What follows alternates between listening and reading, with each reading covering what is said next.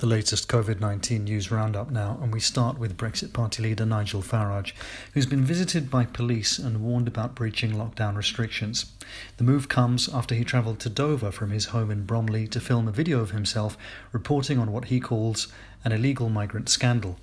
We were given exclusive access to the Metropolitan Police recording of the visit.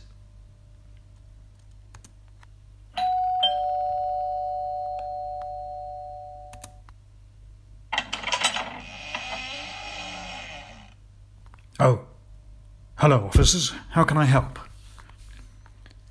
Hello Mr Farage, we've had a number of complaints about you breaching lockdown restrictions twice on visits to East Sussex and Dover.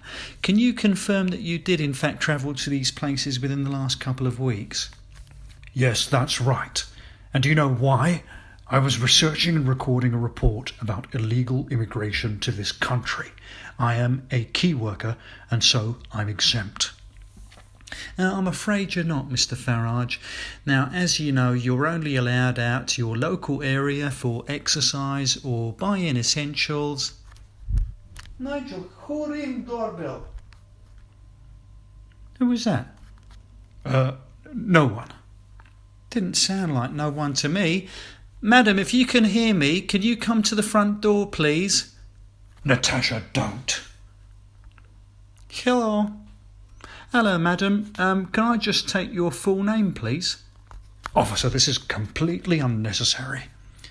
I'm asking her, not you. Natasha Kirilenko.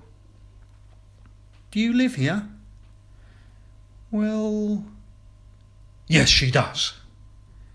Miss Kirilenko, I'm asking you. Yes, live here. Oh, yeah? And how long have you lived here? 1 week. And before that?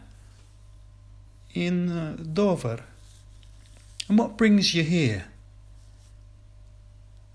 Mr. Nigel take me from difficult situation and tell me to stay with him. I see. What's your nationality? Ukraine. Do you have valid residency or a pending asylum claim in the UK? Not have. Right, we're going to have to arrest you both on suspicion of committing offences under the Immigration Act. You do not have to say anything, but it may harm your defence if you do not mention when questioned something which you later rely on in court. Anything you do say may be given in evidence. Do you understand? This is preposterous. Grab him, Charlie. We all have needs. Yeah, you can tell the judge that, mate.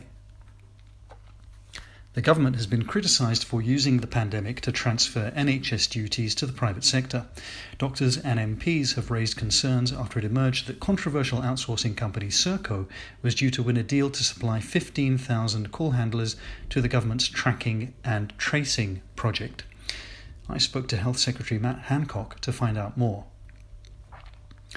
Ministers have recently been using special powers to bypass normal tendering and award a number of contracts to private companies and management consultants without open competition. Deloitte, KPMG, Serco, Sodexo, Mighty, Boots, and the US data mining group Palantir have been given taxpayer-funded contracts to manage Covid-19 drive-in testing centres, the purchasing of personal protective equipment, PPE, and the building of Nightingale hospitals. Are you trying to privatise the NHS on the sly? I don't think that's the case at all. I think we all have to stay supportive of each other at this difficult time. The UK has the highest Covid-19 death toll in Europe. Critics claim the government has mishandled the pandemic. What do you say to that? I don't think that's the case at all. I think we all have to stay supportive of each other at this difficult time. That's the same answer you gave to the first question. I don't think that's the case at all.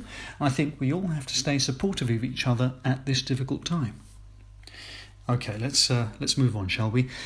Earlier this week, in a widely publicised video responding to criticism in the House of Commons of the government's handling of the Covid-19 crisis from fellow MP and Dr. Rosanna Allin-Khan, you told Miss Khan to watch her tone, although there didn't seem to be anything obviously wrong with it. Can you just explain what was problematic about her tone? Well, I've got ultra-sensitive hearing, and anything above 0 decibels just sends me into a kind of meltdown.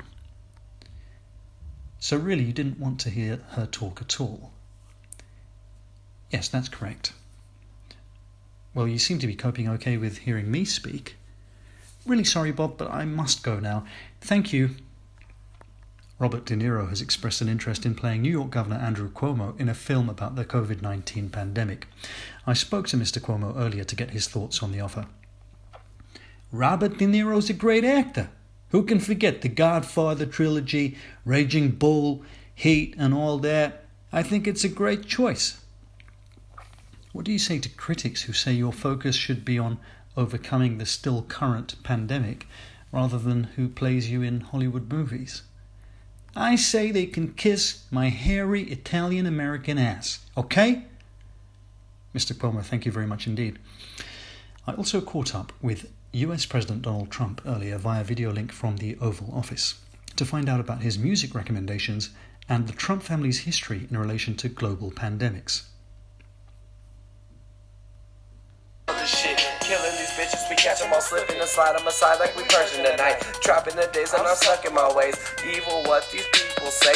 Ducking them haters, I'm goosing you bitches. I'm rich off these sins and I never felt sorry for shit that I did.